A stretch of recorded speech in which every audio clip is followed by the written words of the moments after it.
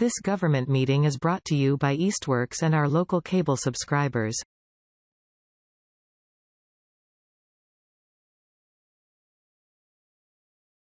Oh, that's great. If you see anyone that would like to be added, that would be fine too. Okay. We have no minutes to approve, I believe, from any other previous meetings. So we could then get forward to the topic of the day, which is opening up the citywide discussion on the council level on how best to dispose of the following city-owned properties: Center, Pepin, and Maple Street schools. I know the mayor and the mayor's committee has done lots of work on this subject, and now it's the council's time to deal with the subject. So we have opened ourselves so that we could hear from the members of the committee and the city planner to get their take on the subject. But first, I would like to ask if Councilor Gomez has anything at this time. Before my statement, I think you forgot, Mr. Chairman, the public speak time.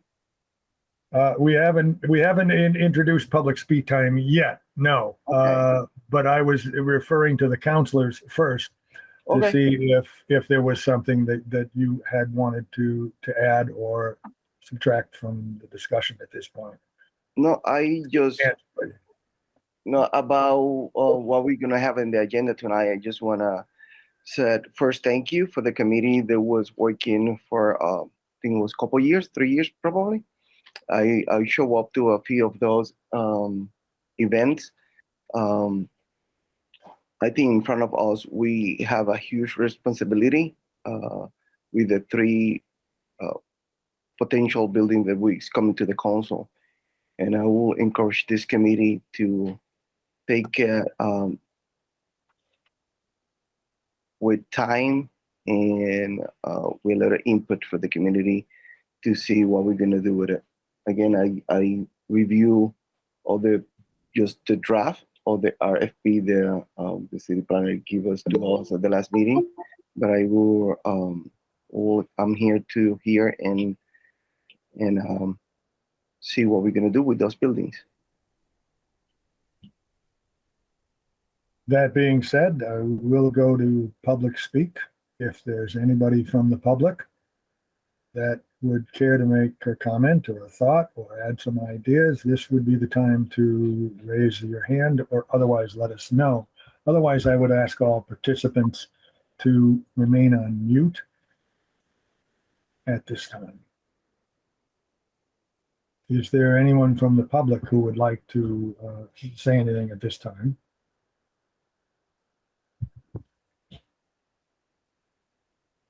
Not seeing any.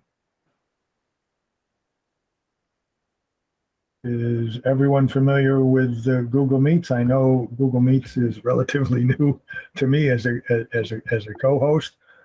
So I do see the hand raised by Jana Tatro of the Housing Partnership. And at this time, Good Jana, evening. Yes, hi, good evening. Is this the appropriate time where you want to hear from the Housing Partnership about the process, or should we wait until after Planner Bag presents the whatever he's going to present? I would think that it would be the process would be something that could be added on to Planner Bag's discussion. I would hope that would be the major portion of Planner Bag's edition here today. But if you had other thoughts that you'd like to add. I mean, I'm prepared to speak in support. I guess I was expecting it to come later in the presentation. So I don't know, Jeff, if you want me to speak now or you want me to wait until after you present. Well, if you could address the chair, please. Oh, I'm sorry. That Chair. would be great. I guess I would say that it would be good to add with Planner Bag's comments. I would allow additional speaking at that time. if you had something specific to the process and not to support of the project necessarily. Okay. So I will wait. Thank you, Chair. Good. Thank you. Let's see. I just want to be sure we're adding everybody that wants to be added. Okay. I wanted to also thank everyone for all their participation, and I reiterate what Councilor Gomez had said. There had been a long process, and this is, I had asked about 6 months ago of the reuse committee to please get us the report as soon as possible, because we would like to begin to study the subject, and we didn't want to run co-joint hearings on the subject or discussions, but to hear from you on your perspectives, and then being able to handle this from the council level. So Planner Bagg, you had been involved from the beginning. The floor is yours. Thank you, Councilor Kuczynski. I would like to just say a couple words just to give a brief introduction, and then if you're okay, the city's consultant is Emily Inez. I always pronounce your name wrong, Emily. I'm so sorry, because you told me a specific way to pronounce your last name. Would you say it so I can not say it incorrectly? We couldn't hear you. The microphone's off. I'm usually really good about that. It's Ennis, Emily Ennis. Ennis. Thank you, Emily. Sorry. So with the chair's permission, Emily has a presentation that she put together to help kind of introduce the, a summary of where we are. And before that, I just wanted to say that, as Councilor Gomez said, this has been going on for at least 3 years. And there's been 2 committees. The first committee was called a sounding board, and it was for the downtown strategic plan. And then the mayor appointed another committee about 1.5 years ago, which was to come up with the document that we're going to look at today. And I did just want to articulate that the entire goal of this part of the project was to provide this to City Council, to really help City Council hit the ground running. So really to do as much legwork as possible. So that was always the goal, was that this RFP was going to be provided to City Council, obviously for review and discussion, but to cut out, hopefully like a year's worth of work to get it to where it is, so that you have something really well thought out and put together to consider. So that was always the goal. In terms of just quick logistics, the information that would be discussed tonight was in the June 1st packet for City Council. So if someone wanted to follow along either at this meeting or a later meeting, those agendas are organized by dates. And so you would go to the June 1st agenda for City Council. And there is also a project webpage. So under the Planning Department, current projects is the elementary school reuse. And so all of the information collected over the past 3 years is on that project site. So that includes the downtown plan, the housing production plan. So those are big items that we might touch on, and those are available.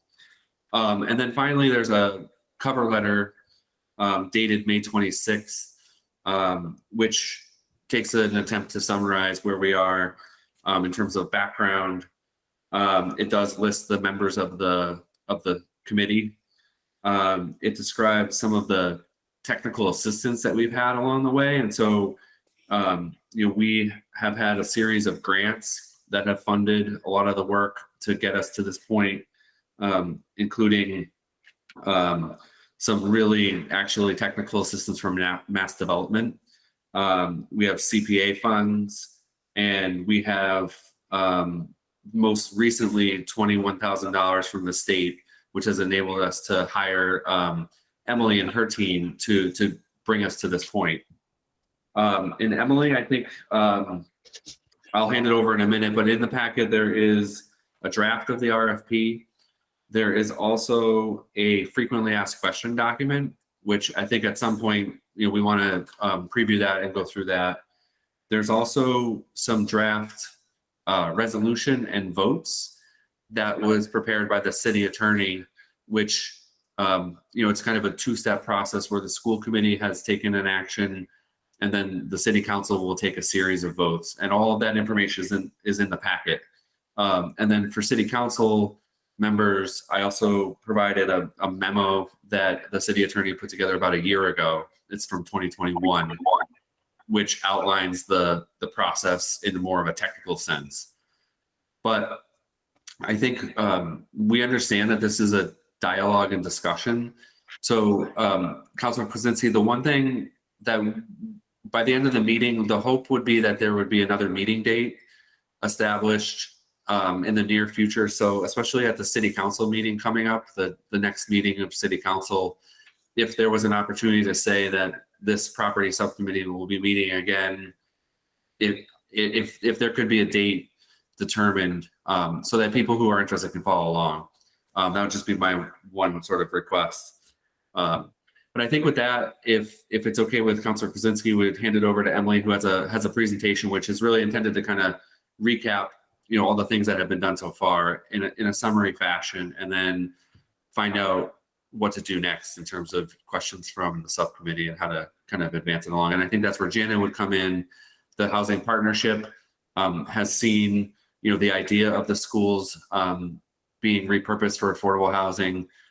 There is the EDIC, the Economic Development and Industrial Commission, which you might hear from at some point in the future. I see Patrick Brough as a member of the existing committee who might be, able to say a couple of words about that too. So I think that's my introduction, and I would, I guess, ask Councilor Kwasinski if it's okay to hand it over to Emily, who has the presentation. I was hoping that she would get a chance to talk, and the floor is yours. Thank you very much, Mr. Chairman. It's a pleasure to be here with you tonight, even if it's just virtual. Let me share my screen and I will walk you through. You should all be seeing this right about now. Good. I'm just going to walk you through a high-level overview of where we've been with the process, the timeline that we've followed, and that includes the goals for it. Then an overview of the draft RFP. I'm going to call out some parts of the RFP that I think are particularly important for city council members to read and understand and comment on, and then talk a little bit about what post-approval might be in terms of timeline and showcase the fact sheet that Jeff mentioned. So the purpose of the disposition was really kicked off, as Jeff mentioned. There was an earlier process on the Easthampton Downtown Strategic Plan, and that plan anticipated that these schools would be available for disposition and did some public engagement over what some of the options might be. With the that discussion, with the Easthampton Downtown Strategic Plan morphing into the School Reuse Committee, part of what we did at the very beginning with the members of the committee was to understand what those uses could be, how the public input had an impact on possibilities, and then also bring in information that had happened subsequent to the Downtown Strategic Plan, in particular the Housing Production Plan. So understanding the city's needs for affordable housing and how the schools could contribute to that. The next portion of the project was twofold. We had a set of project goals, which were, as Jeff mentioned, to develop this draft RFP for the reuse of the 3 schools, but also to make sure that the City Council had a full document with backup for their own discussions, review, and approval based on those discussions. So that was the overall goal of the project, and we kicked that off. I'll show you that in a minute last year. Then there were some specific goals for the School Reuse Committee, and that was to take what we heard from the public, in the downtown strategic plan process to then morph in what we heard from the housing production plan and start thinking about the reuse criteria for each school. So what are the conditions under which these schools would be reused? What's the adaptive reuse of that? And what goes into that? I'll talk a little bit about what we've come up with as a committee and a group. One key portion of that is understanding that when this goes out to the public for developers to respond to, Easthampton is actually in competition with many other communities in terms of developer attention, especially for the reuse of older buildings. And so we wanted to have this balance of flexibility to encourage developers to respond and to give them options in what was, even at the time we were talking, a changing market, and has become even more so a changing market with the economic impacts that we've been seeing.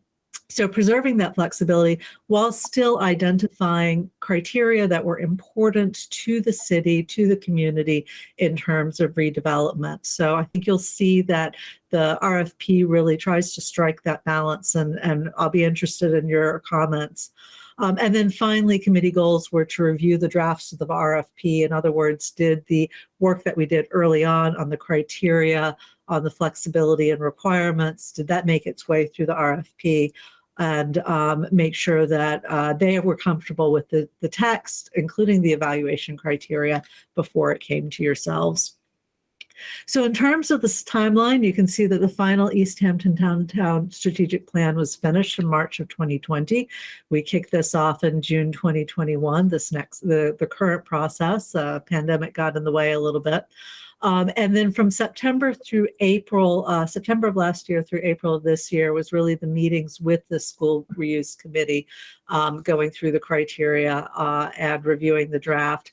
We also reviewed additional work from Valley CDC, which was working actually on a larger project for affordable housing, but as part of their work took a look at creating some draft pro formas for us to review. And then Jeff mentioned earlier the additional technical assistance funded by Mass Development. That's also been going on a parallel process, and we've had reports from them to the school reuse committee so that we could understand the conditions around the reuse of the schools.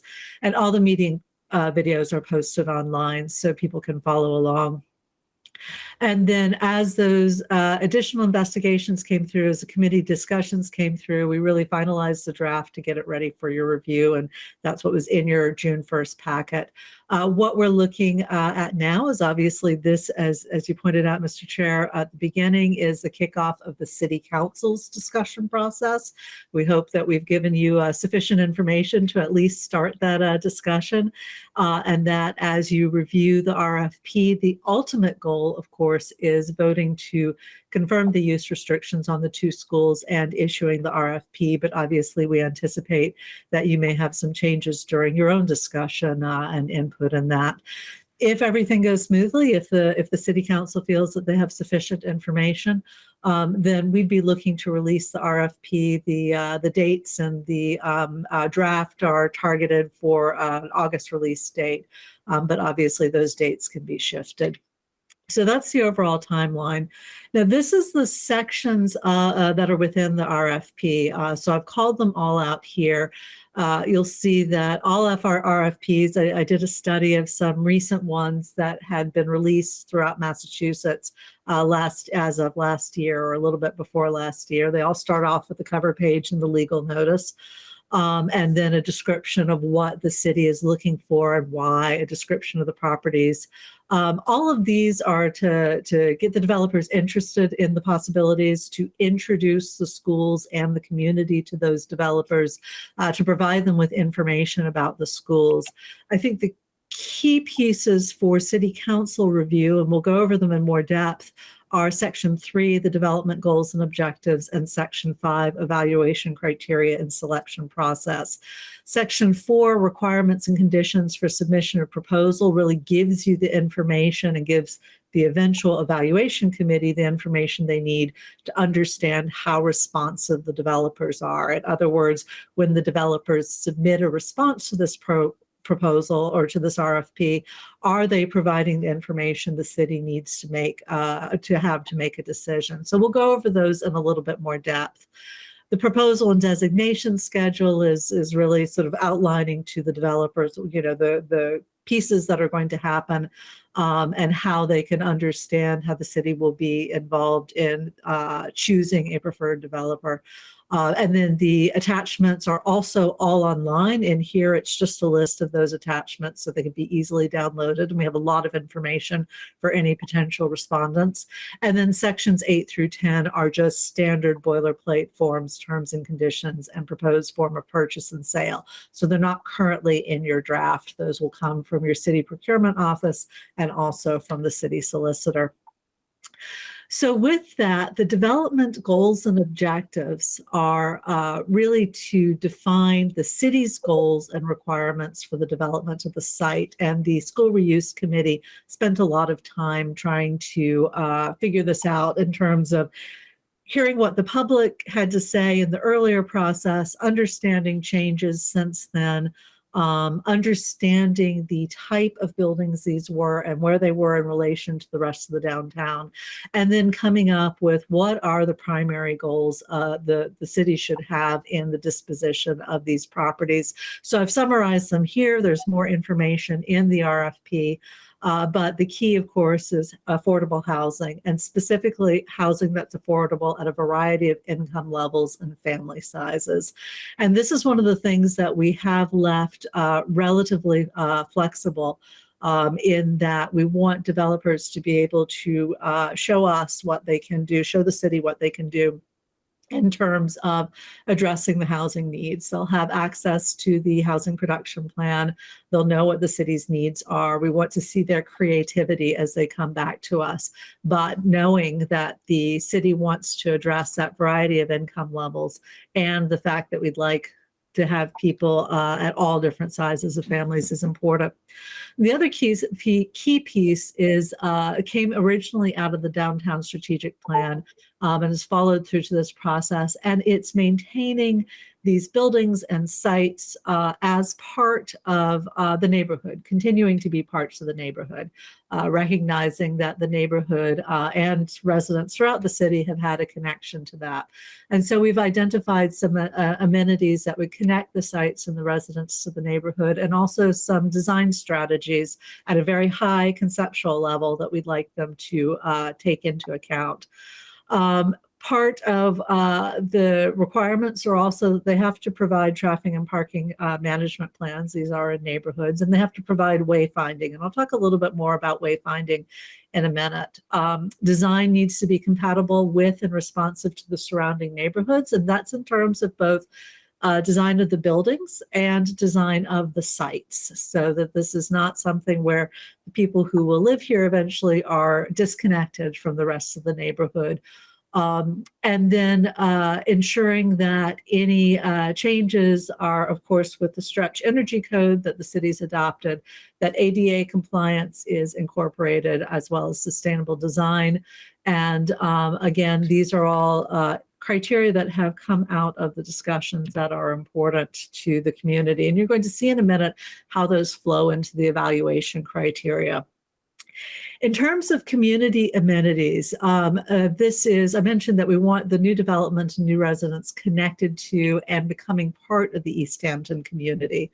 So we've given them some options for how to think about community amenities. And the key is that the design should encourage interaction between the new residents and the existing neighborhood. We've identified public parking to help support the downtown activity downtown, and this came out of the strategic plan.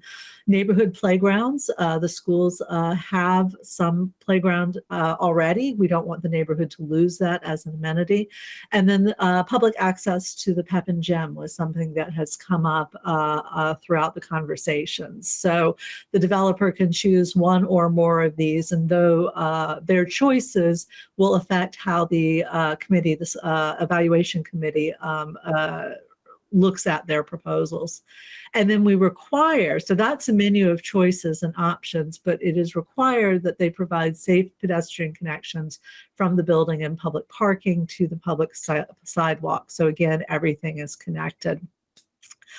We've also understand that these are older buildings. They are, although schools have been successfully adapted for reuse, there is a possibility, given the size, the floor plate, the amount of square footage, the age of the buildings, that there is a possibility that we would get a proposal in which somebody recommended that they would want to demolish the buildings, one or more buildings.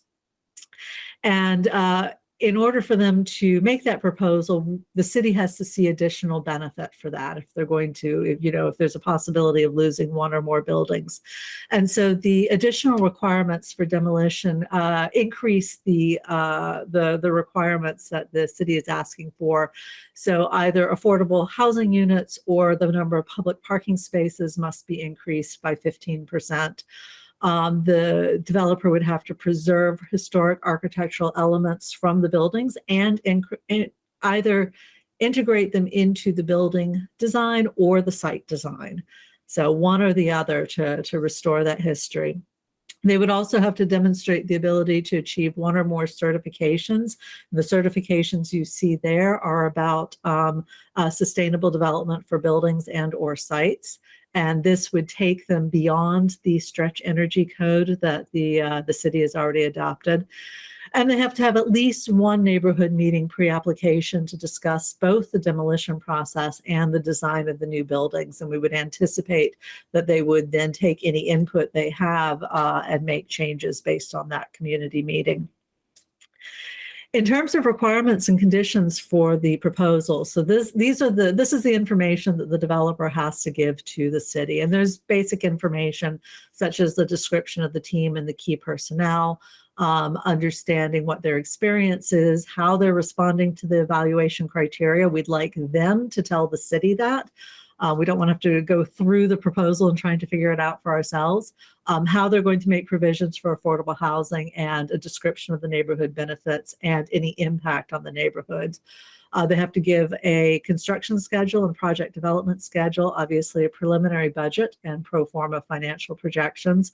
We want to know that they have the financial capability to undertake this, and they have past relevant experience. So, if they're proposing to rehab the buildings, we would expect to see rehab experience. If they're proposing new buildings, we'd expect to see that experience, and obviously references that the city can check.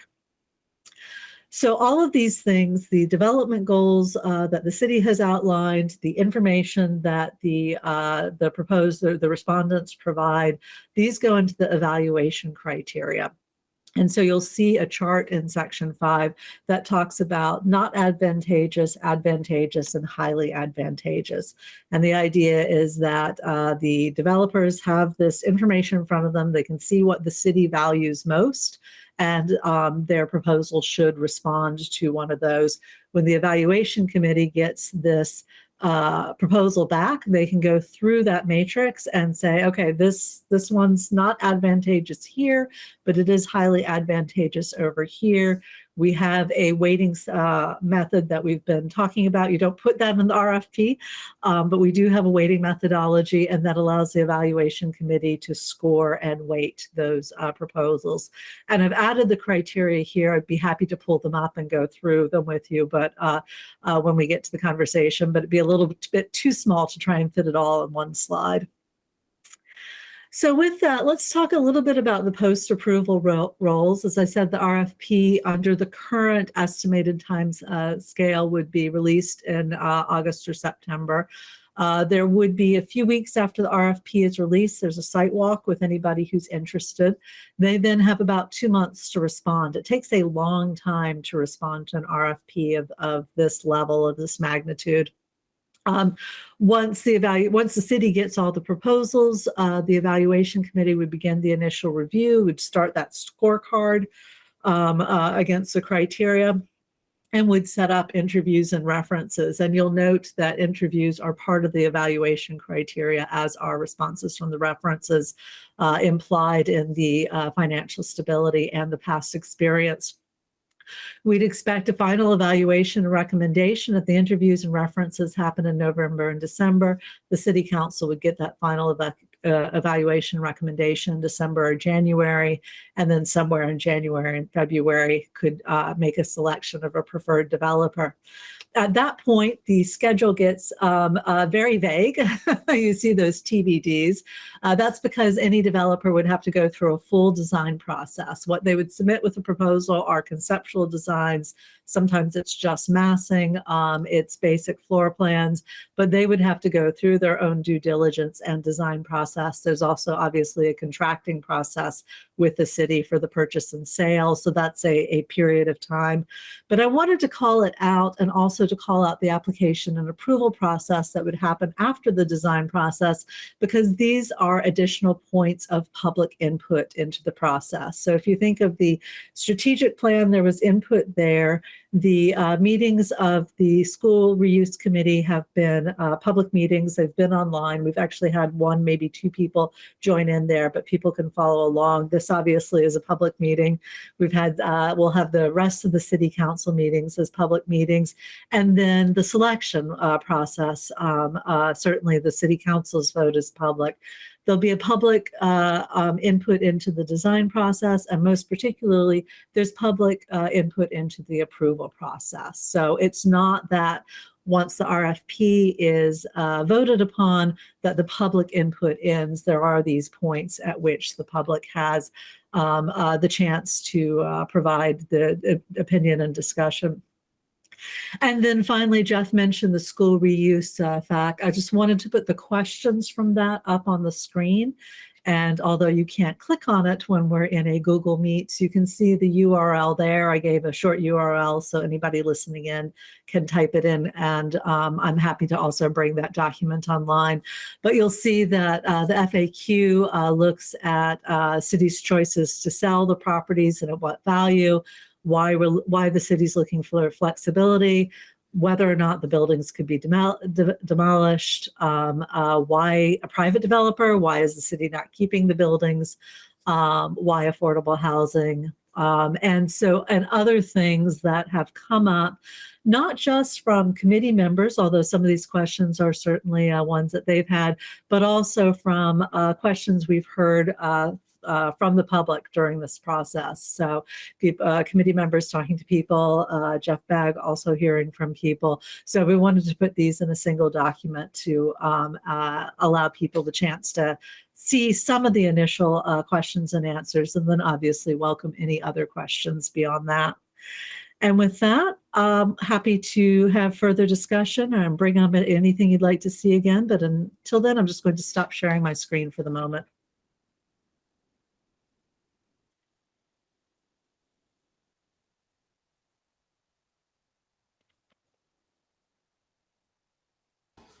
I think you're muted, Councilor Kozinski. Sorry.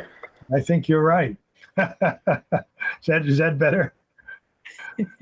Oh, good. I would entertain any other thoughts from Councilor Gomez at this point. Otherwise, I did have some questions. I thank you, Emily, for laying out that short version of the process. I'm sure it could be expanded, having been something you've worked on for quite some time. The questions I had were rather specific and all sorts of different areas. They include issues of process and issues of dollar amounts and specific questions about percentages. But that may be too specific at this point in the process. But Councilor Gomez, did you have any other thoughts? Well, let's see if we can summarize. I think what you're basically saying is that you handed the city council some information, and it's now our task to, as I see it, to make sure that the community has this one full opportunity for input. And I say full opportunity because I see the subsequent inputs that you laid out, that being the opportunity during the design phase of anything that we do to really be questions, and this is our thought rather than any teeth in the matter. And please correct me if I'm mistaken in that, but the real teeth in the matter for what we do, if we do anything, and how we do it is the council setting of the restrictions, if any, and the whether we accept the property from the school, how we decide if we're going to dispose of the property, how many units, which buildings. I could go on and on with, but everything is really on the table, and the teeth of the matter for the public, I think, is right now. So I would like to send out an urgent message to anyone in the public who has an interest in the subject at this time, that this is the time to really voice your thoughts and opinions, because from here on out, if we move forward and we're successful with any bidding, it really will go into the hands of the developer and into how that gets laid out based on the restrictions that we set or we see. However, it could be historic preservation restrictions. It could be number of units. It could be how, as you said, how much parking, how all of the various specifics. So I would ask the press, if they do tune in at some point, to please get the message out that the next time we do have a meeting, that the public, this is the time to ask questions, and certainly to call any of their counselors. I'm available. I know Counselor Gomez is available at a variety of different hours. Generally, I would say from 8 o'clock in the morning until at least 8 o'clock at night. So we want to be responsive and open to everyone in the public. That being said, I would ask a few specific questions, if I may. And I'll jump right in, and there's no particular order, so I apologize if we kind of jump around from topic to topic. But as you were speaking, you talked about variety of income levels as one of the specifics that you talked about. And I'm not sure the public understands those terms, or I may not even understand those terms, although we use them regularly. Are we speaking about variety of all income levels, or are we speaking of a subset of all? And I'll ask that question, I'll Planner Bag. Emily? I'll take a quick shot at it, and then I'll request backup and support to clarify things. But as the RFP is structured right now, the overarching goal is that all the units that come out of these buildings are affordable. And so if we start with that premise, that has a definition where affordable by state definition is that they're no more than 80% of the area mean income. And the way the evaluation criteria got set up is that's the baseline. And then if a developer can propose units that are lower than the 80% AMI, it will score higher, because those lower income levels are in extremely high demand. They're very important for Easthampton. So there's a range, and this may be where I get a little bit wrong, but the range between 30 and 60 AMI is a huge need for Easthampton and probably the region in general.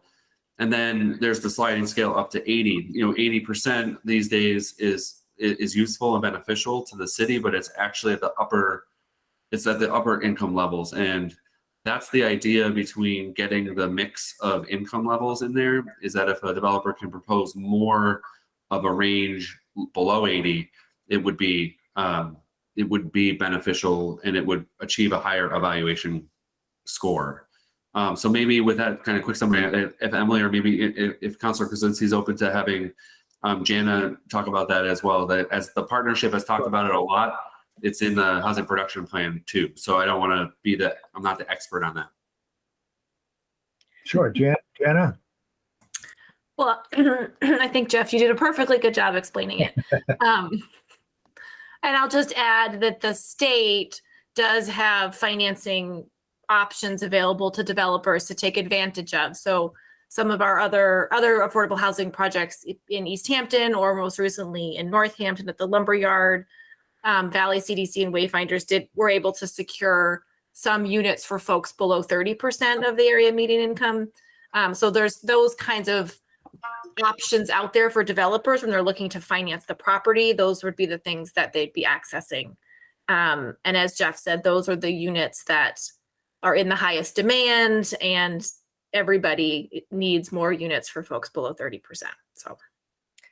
And I'll just add, with your permission, Mr. Chair, that the evaluation criteria is worded the way it is, rather than saying we'd like a specific number of units at a specific AMI. We recognize two things. One is that these buildings were designed as schools, and all those schools can be turned into housing relatively easily. In the scheme of things, they have, for example, rooms and light on both sides of a corridor, unlike, say, for example, office buildings, which tend to be much deeper. There's still some inefficiencies in how the layout can happen in schools. So they're easier than some types of buildings. They're not completely easy. So trying to figure out the space is difficult. Then trying to figure out, and I'm glad Jana mentioned this, the financing is difficult. So as she stated, there are some resources to help with different levels of affordability, but by not locking in specific requirements in the RFP, it allows developers the flexibility to address both the physical conditions and the financing conditions available to them.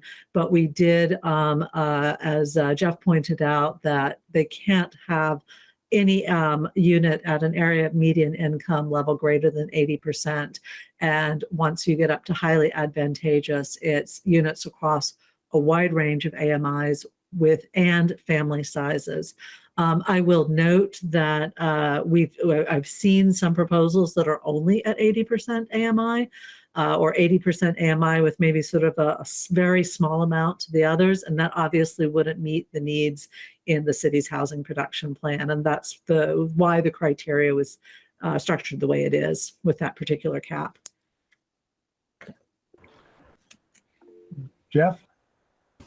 I just wanted to, if I could offer just a little bit more on this. I think as of right now, the way the RFP is structured, Councilor Kuzinski, you mentioned kind of use restrictions, and that is something that's entirely City Council's kind of final decision. But in terms of kind of information, I did want to try to articulate at least that as of right now, the only use restriction in the RFP is that the units be affordable. So that's kind of based on all the input and all the discussions over the past several years. That was the thing that the committee decided would be recommended, to this stage, is that would be the only use restriction. Everything else is fair game to certainly discuss, but I do think that there will be some discussion rationale and response as to why we picked that, but everything else was intended to be flexible and kind of pushed into the evaluation criteria as another way to try to get the things that the community wants. Ironically, right after one of the first meetings of the reuse committee, the question was kind of asked what changed, because we had the pandemic in the middle of this, and the committee didn't take a vote or anything, but it was kind of universal that the only thing that changed was that the importance of affordable housing got raised up. We went through all the things that City Council's already seen as the emergency rental assistance program, and people, coinciding with the increase in taxes in Easthampton, for the school, that was actually a heightened need, which is kind of some of the background as to why that was the only use restriction that was at least put forward at this stage. And I think Councilor Kuzinski, you mentioned other things that will come up, and I think that's the purpose of these meetings, is just talk through some of that stuff. But I did want to mention that kind of while you were asking about the affordable housing part. While you're talking about the affordable part for a moment, I see that I believe you're talking about leased or rental housing. Are you talking about affordable home ownership for individuals to purchase into a property? Was that considered? How was it discussed? Is that a possibility for these buildings? That's a great question. My understanding, and please if anyone jump in, but I do think that we were talking about rental units because I think the structure of the buildings is harder. It may be, I'm speaking a little bit out of turn. I think we're all rental units. And I think the good question is whether we could ask for ownership. They would be sort of in the form of a condominium. And so I don't know if there's restrictions or things that should be considered if that's a question. I don't know, but that's a good question. As of right now, it was all rental units that at least considered. Although I know in the past when we were considering the project on Ferry Street, not the most recent development of the Ferry Street project, but maybe back 5 or 10, probably at this point, 10 or 15 years ago, there was discussion about restrictions, and there was thinking that the property should contain a mix of housing, a mix of both market rate housing and affordable housing to really create a community and a mix within the building, within sections, within as opposed to then trying to work into the neighborhood where you have a neighborhood of single family homes and separations really from other people. But if you see people in the same hallway, perhaps you'll be really truly mixing with all of the community with a variety of price levels, not just affordable price levels, but all price levels. I'd be interested in hearing about that. And it sounds like that's not the direction that you were moving. Could you talk about that? I can jump into the criteria a little bit, Jeff, if that's helpful. One thing to note is, although I think we were all anticipating rental housing, the RFP does not actually specify that it must be rental housing. So that's just something to keep in mind. In terms of a mix of income, the committee did discuss that. And some of the information that Valley CDC gave us was a rough estimate of how many units could fit in each building, which was interesting in terms of thinking of the city's needs and how well the schools would be able to provide them. I don't remember the numbers off the top of my head, but I believe that's part of the information that's on the website. What we ended up doing was the discussion was that the city really needed the affordable housing. However, the RFP does not prohibit a mix of incomes, including market rate incomes. It just doesn't have it as advantageous. So for example, not advantageous is that units are mostly affordable to higher AMIs and with a maximum AMI greater than 80%. Highly advantageous has the maximum AMI of 80%. So a developer could potentially provide more expensive units. They might they would be considered less advantageous. However, there are other components of the criteria that might bump that score back up. So there's no prohibition on market rate housing. And of course, the city council, I'm certain, will be discussing the criteria and the level of advantageousness. Thank you. Jeff?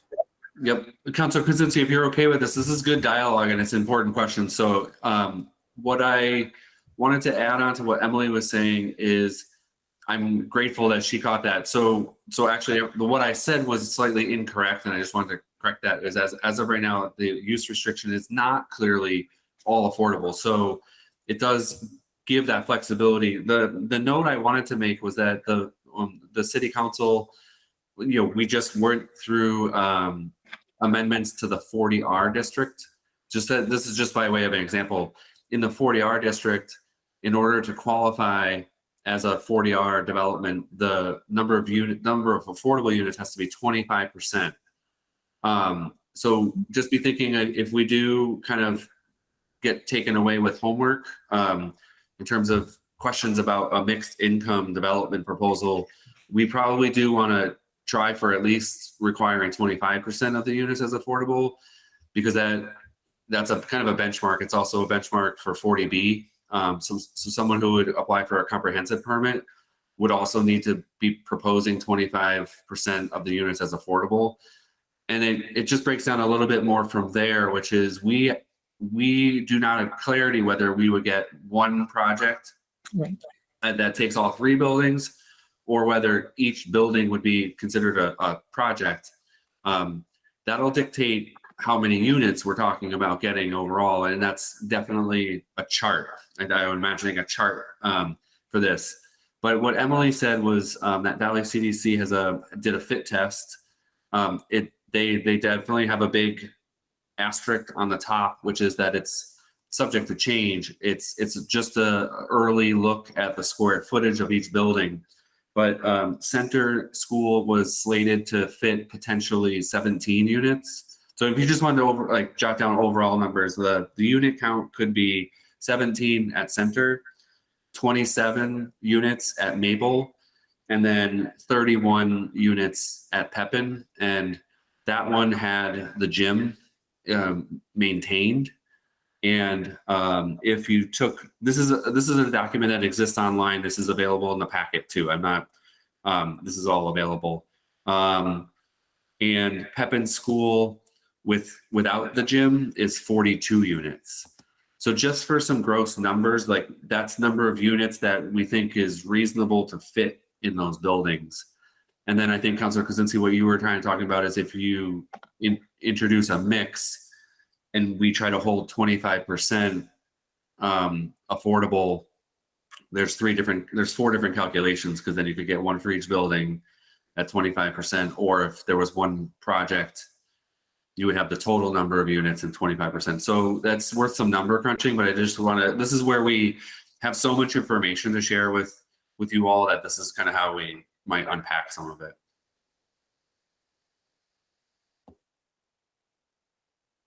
Sorry, I turned that off.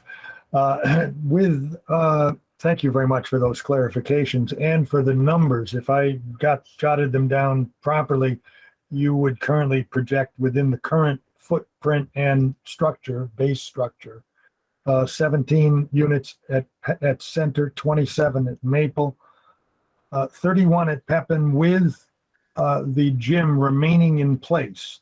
That is, with gym remaining for public use, and 42 units if the gym were not. Now, were any other considerations given to other expansions in any way, given the current zoning that is in place, or any zoning that we may consider? And that's another subject, another question. But so let me ask this question first.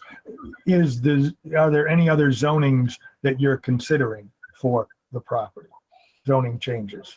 Yeah, I would answer that question as no other zoning changes or considerations. We made the amendment so that the 40R district goes over Pepin building. And that is one level of incentive that the city can offer, which is a streamlined kind of zoning path that's by right. So the planning board still sees it, but it's predictable.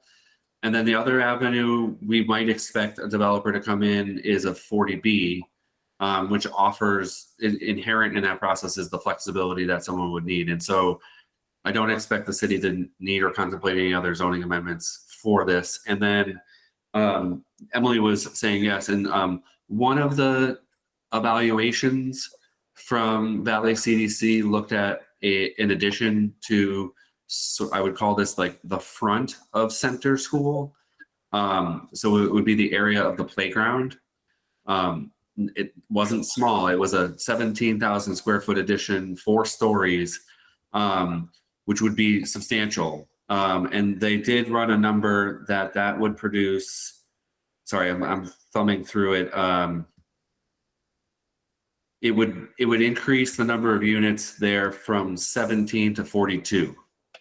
But that's it's a substantial addition. And they didn't know, I don't think anyone amongst us, well, I wouldn't recommend that we go through the exercise to explore other additions, I think. But even Valley CDC was saying it's so unpredictable, it's difficult to assess what could be possible by addition, that it's sort of an exercise that would have no finish. But they did do it for center, and it did demonstrate that, Pepin probably doesn't have the capability in terms of site. So center has a little bit, and then Maple has, in theory, it has room that could be there for an addition. So I hope I answered that question for you. Well, I think you have, and I appreciate your mentioning the discussion about center and going from 17 to possibly 42. So there's no quick number like, okay, 25 units per acre, 50 units per acre, that could be something to wrap your head around and say, okay, this is guess with the 40B, there'd be no maximum. You could do whatever kind of made sense. Or is 40, so is the 40B process different in terms of negotiations with the city if we go to RFP? Well, I think typical 40B where, okay, building height, size, and dimension are really the only issues in question. I think that everything else is pretty much going to be approved by the, I don't know if CHAP is still approving those or what, but. Yeah, my understanding, Councilor Kozinski, it's a great question. I really sincerely mean that. I think that we would need to release the RFP, and a developer would come in with a proposal, and they would articulate whether it would be needing a 40B comprehensive permit to vary. Typically they would have to identify the sections of zoning they're not meeting or where they're wavering from. And so we would know that upon receipt of proposals. I think what we tried to build in, and Emily, I think what we would keep a track on is that would trigger a community meeting on design. Is that one way to think about it is if they're reusing the existing buildings, there's limited number of things that they would do to the building, and we might expect new windows and maybe stairs or an elevator shaft or something kind of minor. But when they go into building additions or demolition, it could really change the character, and that was the discussion about changing the character substantially would trigger that developer would need to have a community meeting. So that would be something that would come forward in the RFP. It's a good question, JP, but I think it's hard to predict that if that's something that we want to keep talking about, and I think we should. But I don't know I don't know if I dragged us into the weeds or not. That's okay. Switching gears just a little bit. With regard to the work that was done, there are no deed restrictions on the properties, are there? I presume that you've looked up the deeds, but then I noticed that it said it's unclear, the title. Yeah, we, from the city attorney, the city solicitor did the deed research, and there are no known restrictions. The ambiguity there is that they've always been used for school purposes. So it dates back to so long ago that just wasn't part of the deed. The city attorney thought that it was kind of easily remedied to put it together, but we didn't find any deed restrictions that popped out or seemed strange or anything like that. I mean, these schools were always purpose built for schools. So that would be the only assumption. We'd be leaving those, school purposes and going for some other, well, presumably for housing at this point, but could be other things. So I did see deed references, I believe, for a few of the parcels. I think there were 4 parcels, 3 buildings, 4 parcels with separate deeds, with at least 2 of them not being clear. 2 of the deeds just don't know what the deed was, the deed reference in the registry of deeds. So to me, I think that would be important to kind of pin down and figure out. And then one of the things that concerns me is that I don't know if you all remember Sheldon Field. It's his place in Northampton. that's a beautiful open space where recreation takes place. There's a few baseball and softball fields. It's off of Bridge Street in Northampton, and that was I think it was deeded 200 or 300 years ago by the Sheldon family. That said, listen, this is for public recreational purposes, and that was in the deed somewhere, and it was important to find that, because what happened was the city of Northampton was faced with the question, we'd like to put a remote parking, I'm going to call it a remote parking lot. It was when parking lots, commuter parking lots, into the property, and it made sense to create 20 or 25 or 30 spaces. I don't remember the exact number, but the important function was they had to track down every owner of the property, every potential, I'm sorry, not owner, but every potential heir, and have them sign off so that the change of use from a recreational use for the community to a commuter parking lot was approved, and there'd be no objection, because there was in the deed a mention that the land reverted back to the Sheldons should it not be used as described. I would hate to come up against that, having done lots of work. So I would think some effort there would be important. Let's see. With regard to, we talked about condominiums are a possibility, either ownership affordable or the question of potential uses, and I know that the overarching framework was that there wasn't a strong market for full commercial use or full commercial development in any of the buildings. I know other places have managed to do mixes of different types of uses. And I just wanted to be clear that, well, I found what Northampton did, for example, at their Florence Grammar School. I think they had they had no market at the time, and they said, well, we're going to put different businesses there, and I think it filled up with about 35 different businesses. And I know there's some communities that work on all sorts of different possibilities, daycare centers. So could someone comment on that? And I know that full use, there's no market for full use, but partial use of some mixed possibilities. And I don't think the what you proposed restricts that possible proposal coming through, but please let me know if it does.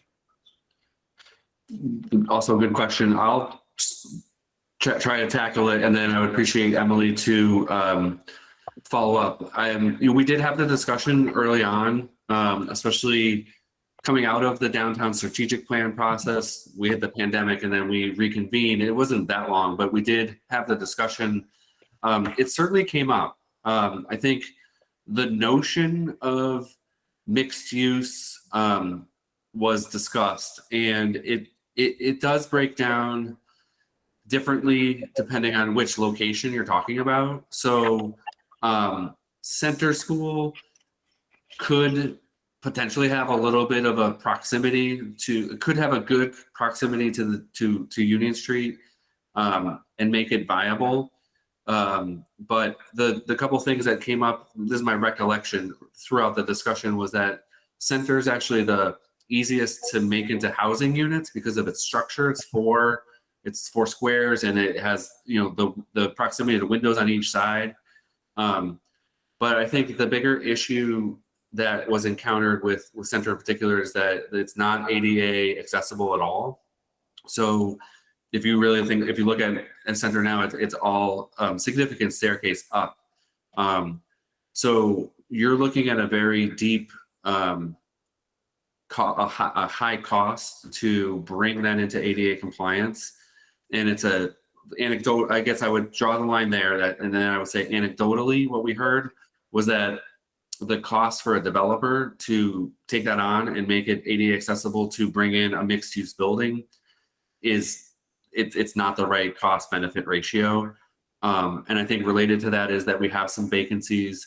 I think the biggest, most compelling thing to just consider with the market for mixed use is that we have the mills that have hundreds of thousands of square feet of vacant space, and they're still, very much in the process of filling those spaces. So the concern we had was, is there really a demand strong enough that would have the financial wherewithal to get into the buildings? And I think Pepin, in general terms, just wasn't highly considered for mixed use, just because it's really oriented towards Park Street and the library, and it's just, I think the level of appeal for mixed use there was very low. And then Maple Street was the one that got the most discussion. Maple Street is the closest to a sort of a vibrant downtown area. And I think the ADA issues are not as severe at Maple, but it is probably something where changing from the school use to mixed use, and particularly mixed use, if we are now talking about creating housing, presumably on the second floor, and commercial on the first floor, there's a lot of code requirements that get triggered when you have to then split the two uses apart. So it may be, and this is where my question for Emily is, I don't know if we excluded that as an option, but we did get some concerns about whether it's really viable right now, where we sort of have the downtown as a core area of existing buildings that don't need a lot of renovation to get into. And then we would have this one, which, especially Maple Street, would have sort of a significantly high barrier to get in for mixed use. So the question maybe gets punted to Emily about whether the RFP is structured to prevent that, or whether it's an opportunity we might still see.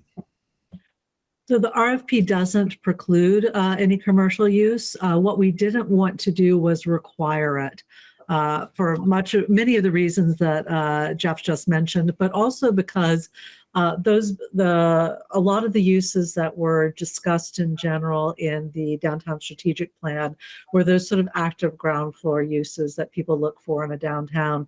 The trouble is, all three of these buildings are elevated, as Jeff pointed out, that has ADA considerations, but it also has, or implications, but it also has implications for the active street environment. You're not going to walk past these buildings and look into a storefront. So we didn't preclude the any sort of commercial use, and I could see that there might be some creative use that a developer proposes, but we didn't want to require it because we felt that that would unduly restrict the possibilities for the building.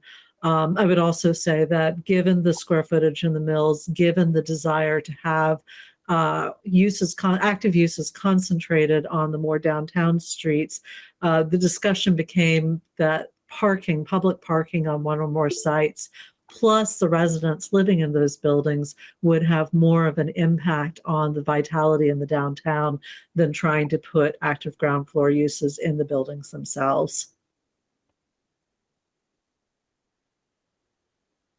I'm glad that there were no requirements that it be mixed use or that it be commercial in its entirety. I think that would be we'd be back at the table again very quickly. I think our goal would be to see that we had as many developers get into the process as possible, so that we could have a good mix of creating the ideas, which leads me to the question, given the requirement that somebody have experience and have, I think it was 3 similar properties was the stated experience that required. How many developers are there in the area or in Western Mass that, or someone could come from outside of the area for sure? What would we be talking about? What's our pool of people that we have to interest in the properties? Well, Jeff, if you don't mind, facetiously, I'll give you the answer that was given to me when I was working on another project, which is you need one good one. But I will say that the RFP has been structured so that we're hoping it sparks the interests of a number of developers. It is so hard at this point in time, looking at interest rates, looking at the economic environment to make any sort of prediction about who's going to respond for what. But with the amount of information that's being provided by the city, in partnership with Mass Development, to give the developers as much information pre-bid as possible. We're certainly hoping that it sparks the interest. And I wouldn't limit it just to Western Massachusetts. There are developers who specialize in affordable housing who work throughout Massachusetts and throughout New England. So I think part of the key will be distributing the RFP as widely as possible. But we're hoping for some creative input from a lot of respondents. Thank you. Could I just echo one thing? It's actually a wider pool than you think. So one thing that had been expressed along the way is that the conversion of old buildings, especially schools, is actually it's not rare. It's a high bar. It's like challenging, but there are a lot of developers who have done that, and there's a lot of actually really good success stories. And I think one of the experience levels that it's not in there per se, but it's just something to keep in mind is experience with the Massachusetts Department of Housing and Community Development. So if a developer is from Eastern Mass, but they have experience dealing with DHCD, it is really actually great, because that's one of the biggest hurdles is to get all the funding mechanisms in place through DHCD. That's how this works, is if they're going for tax credits or affordable housing tax credits, they'll be going through DHCD. So that pool of developers is actually a pretty big pool.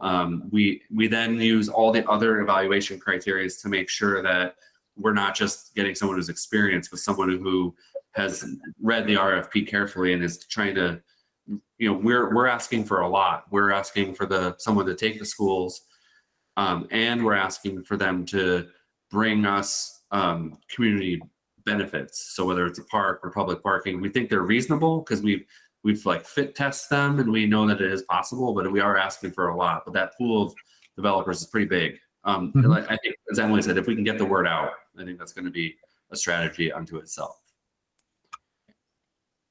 Just to dip into the weeds with this question, and it has to do with the increase in parking by 15%. I heard you talk about that.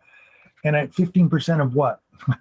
It wasn't clear what the 15% was. So I'd be curious. It just said increased parking by 15%. Talking about existing parking? Were we talking about potential requirements or the existing requirements given the number of units? Like 15%. Increase. It's an excellent question. Increase over what they could do without demolishing the buildings.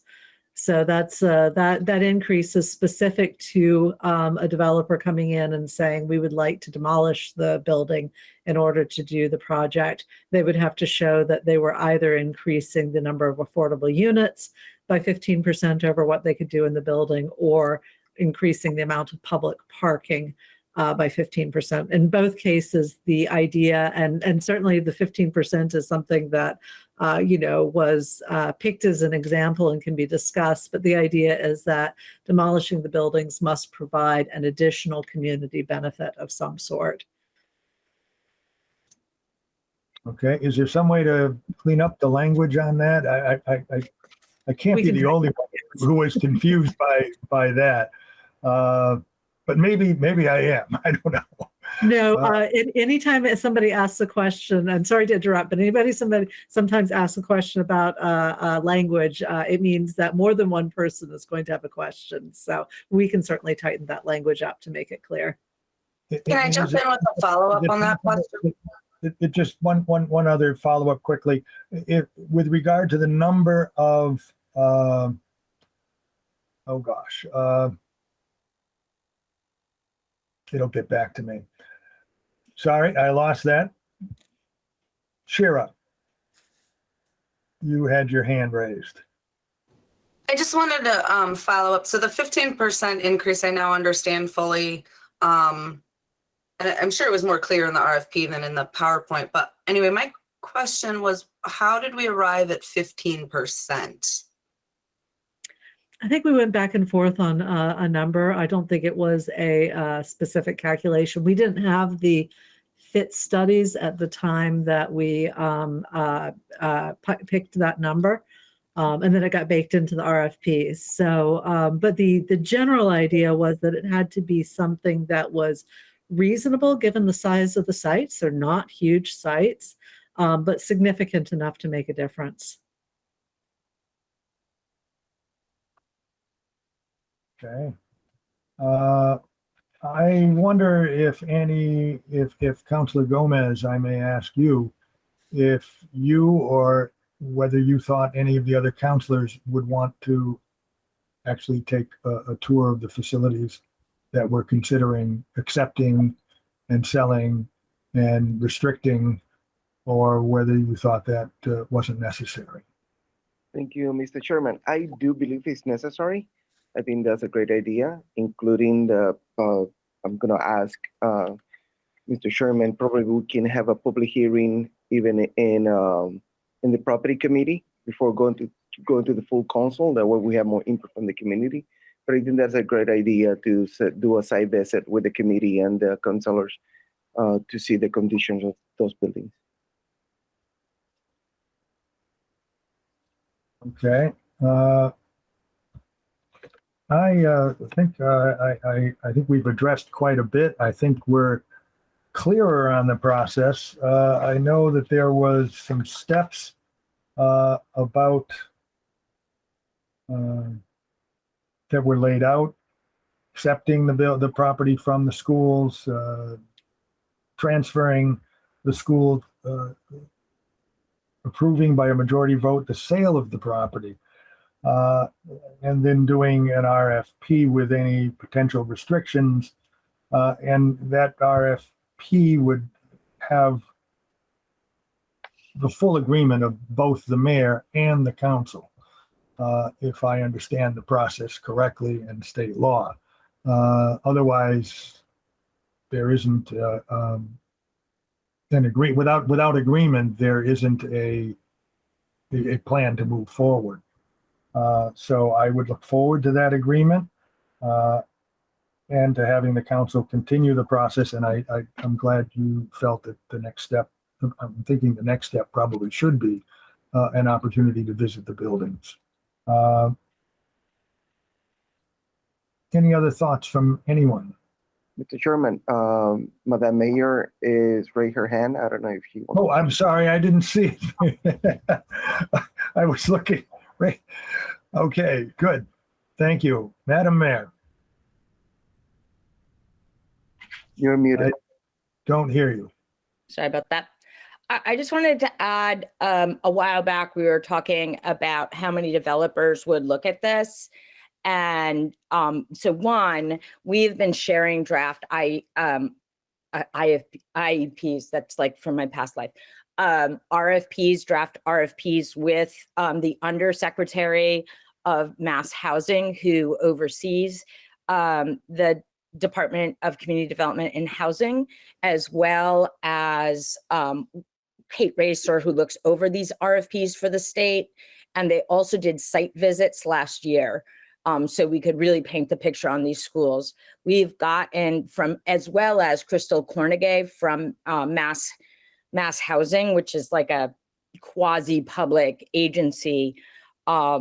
They are very excited about the RFP as it goes forward. I've kept them in the loop as far as what step that this meeting was happening, how the RFP process has been laid out, and shared that memo that Jeff wrote. So they are on their toes and don't forget about us. And there are two reasons for that. One, low-income tax credits There's a tremendous demand for them. There always is. But as you can imagine, with all of this ARPA money and also HUD has some programs we don't necessarily qualify for, but most of affordable housing or housing programs require low income tax credits, whether it's 500 units in Rochester or it's 50 units in Easthampton. So we are looking to I shouldn't say Rochester, Boston, because it's a state-run program.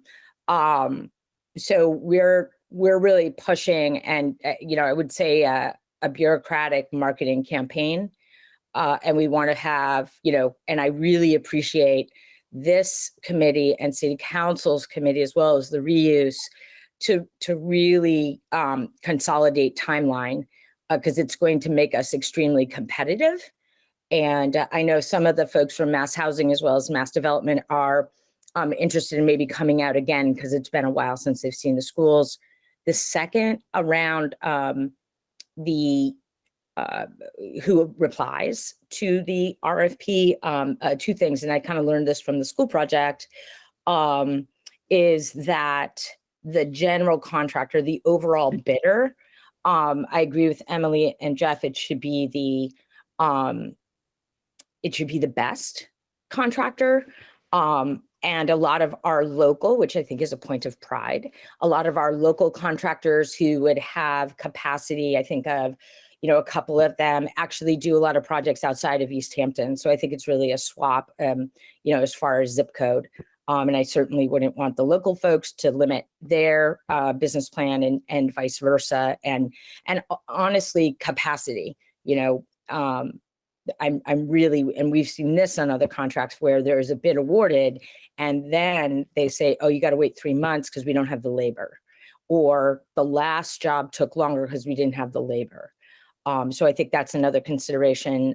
The last, point I would make on this is, the process with the property committee and the city council. And I don't know if it's in the RFP, but there's a very specific timeline for the round of low income tax credits. And again, while I'm not trying to rush the project, there are a couple of and I wouldn't say deadlines, but opportunities to really put us in there for these tax credits. And I don't know if we have a timeline to tax credits for low income, but if we can't award a bid, the right bid, by January or this round, low income tax credits, we wait another year. So again, if this timeline's in the RFP, my apologies, but I just wanted to make that clear for the public too, that it's thoughtful work, but we also have to place it correctly in the market. So thank you very much, Chair, for the opportunity. Absolutely. Thank you, Mayor. And thank you for walking this around other bureaucrats in Boston. That's always helpful. Councilor Gomez, any other final thoughts for this meeting? I think we're wrapping up. I thank everyone for their Yes, I just take a lot of notes. I'm pretty sure I'm gonna have a ton of questions for the next meeting. After those notes, listening to Emily, City Planner Bag, and Jenna. So this is a great discussion, like my good friend Jeff say all the time. And but I think we're gonna move forward, and I think next meeting is gonna be really interesting, including the Councilor Owen Sarah is gonna be here too at this meeting. I think it's gonna be a great conversation between us and the city planner and Emily. very good. Jeff, I see your hand raised. Thank you. I would also know that Shira Simone also has her hand raised too.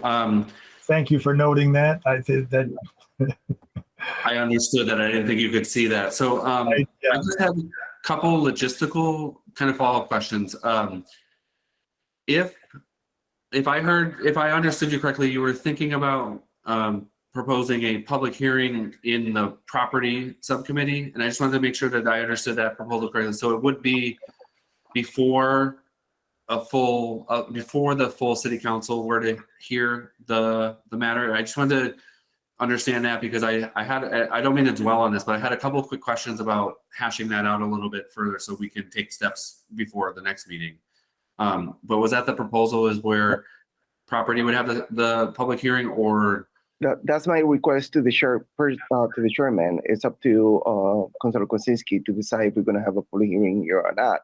But that's a recommendation. That's a question that I have to the chairperson. And I think the only alternative, I'm really, in all honesty, just trying to think this through with you both. One option would be to have the full city council hold a public hearing on August 6th. So I'm sorry, August 3rd.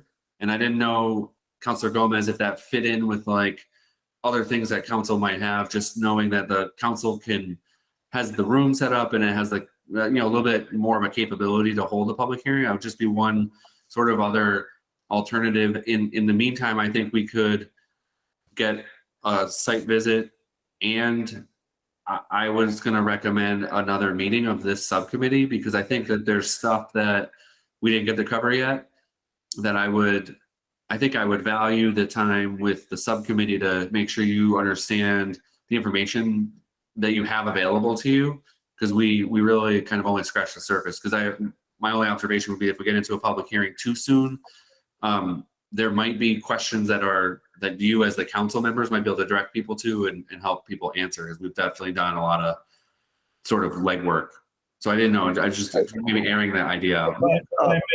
If I may begin to address that, I think it would be premature to schedule a public hearing before the full council at this time, before completing the property subcommittee work. I see a nod of agreement from Councilor Gomez. So I do see the next step as scheduling that site visit. And I'm not sure what Councilor Zaret has available, or Councilor Gomez. But I'm thinking sometime in the middle of July, maybe the 11th. I don't know if that's a possibility, but we'll pursue that, and we will definitely get the word out, because we want folks to be engaged in this process. If I heard correctly, sometimes I guess in the reuse subcommittee, there had only been one or two people from the public, aside from anyone that had been a committee member. I think this deserves a full out, let the community be aware. Councilor Gomez. Thank you, Mr. Chairman. Mr. Chairman, I think we should schedule the site visit July 11th, and we hope the Councilor Zaret join us that day, but I think we should set a day.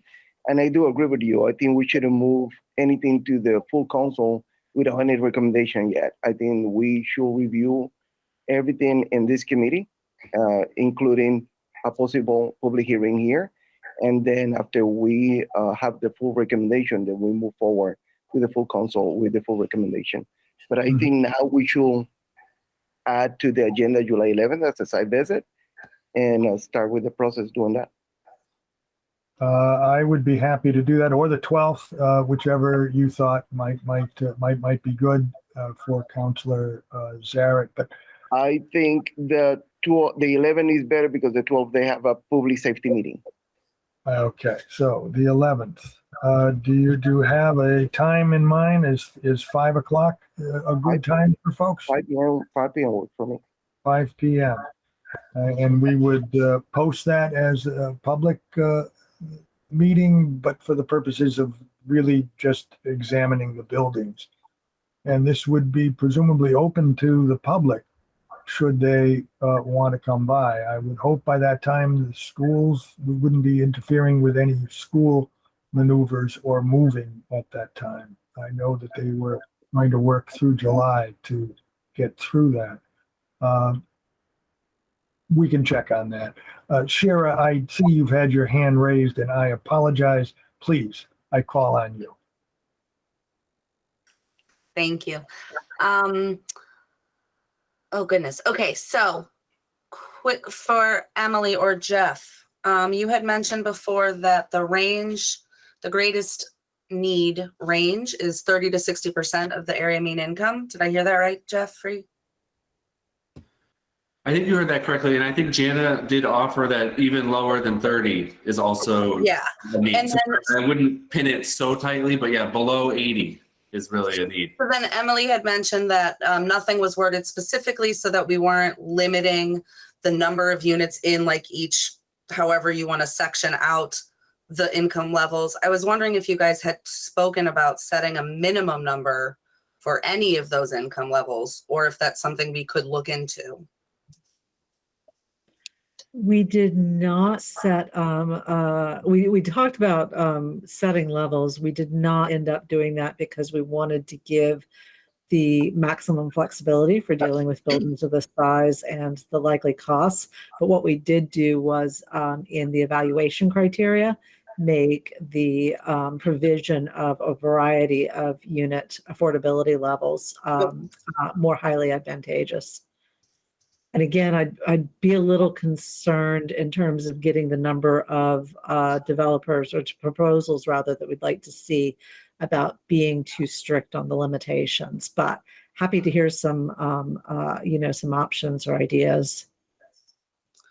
Mr. Chairman, I just, If I may address that just quickly, I think that anything is a possibility as far as any of the restrictions are concerned, and that's what these meetings are about, and any public hearing would be about, is the full airing of these ideas. Councilor Gomez, and then Michael Owen. No, yeah, Mr. Chairman, I just want to.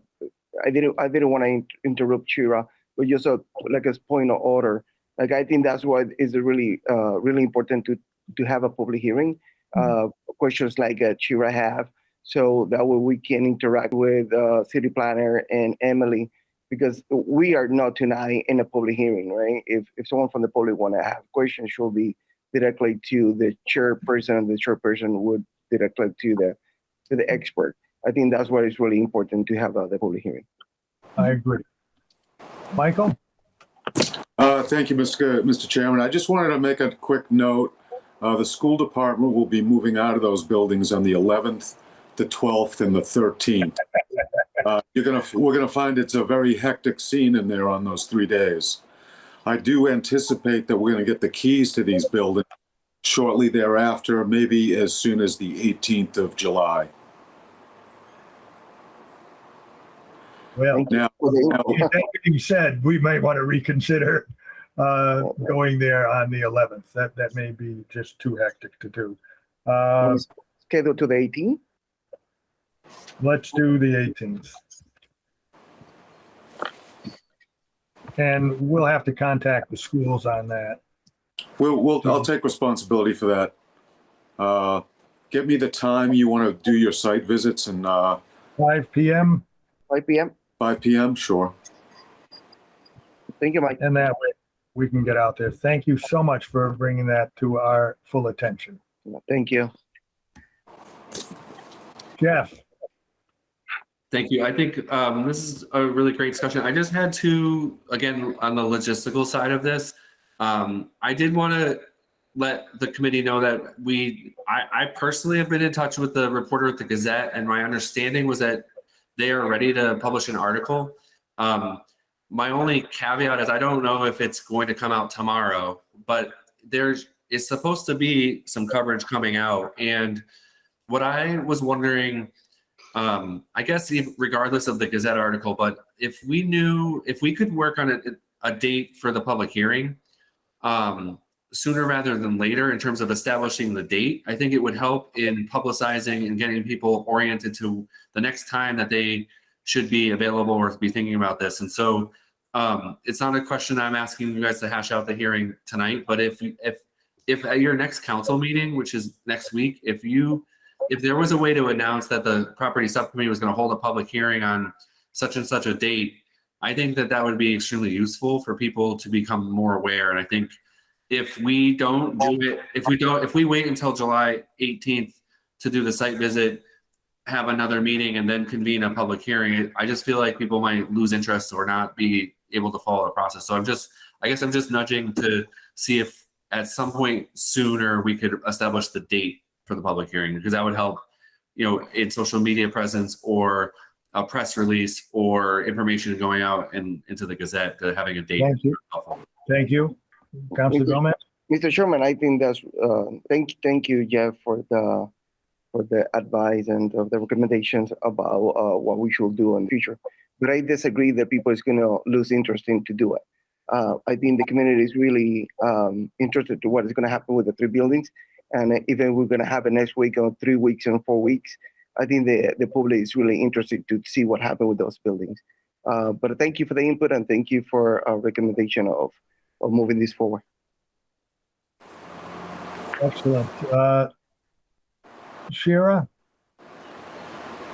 Hi. Am I muted? Am I unmuted? You're unmuted. We can hear you. You're okay. You guys mentioned that you would like the site visits to be open to the public, right? So then I was my thinking, preference. okay, so then I was just thinking that if you get a big group, you're probably going to need some like smaller groups, right? Like you break out into smaller groups. I can't hear you, Chair. I was just saying, if you think we'll have that many people, that would be wonderful. And we I don't know. probably It was just something to think about. And then like, smaller groups. I Thank you. was going to volunteer to lead a group or something. that was all I wanted to say. Thank you. Councilor Gomez. All right, I would take a motion to adjourn. So move. Second. All in favor, Councilor Gomez, All right. JP Krasinski, aye. Again, thank you all for the hard work. Talk to you later. Thank you. Thank you.